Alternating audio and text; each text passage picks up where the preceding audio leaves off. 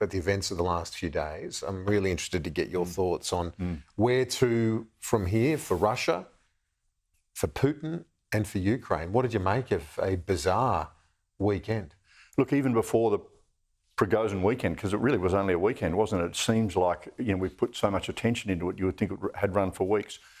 Prior to that, we were already at an incredibly critical stage for the war. So we've been waiting for the much talked about, summer offensive. And we've seen what I'd call the probing phase, where the Ukrainians are testing the Russian defences, and what they're looking for is that weakness or Russian collapse through which they're going to push some of these Western-trained formations with Abrams tanks, Challenger tanks, Leopard 2 tanks, and so on. So we were on the cusp of waiting for that breakthrough.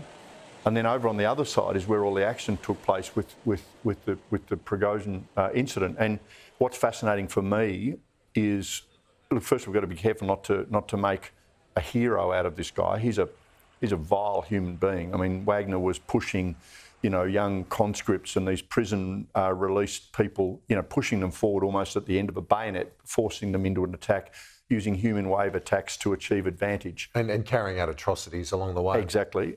But the reality was that militarily, the most effective force on the battlefield on the Russian side, and the only force, frankly, that the Ukrainians feared.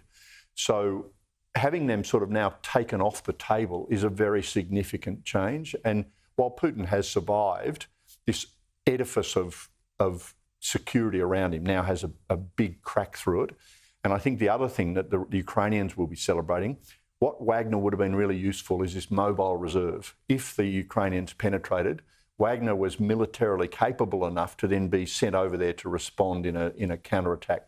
They're off the table. So the Ukrainians will be pretty pleased about that. I think they're playing it fairly low key, but deep down, I think having the most effective military force off the table is good news for Ukraine. It certainly is. And just finally, is there a replacement the Russians can come up with that fills the gap that the Wagner group did?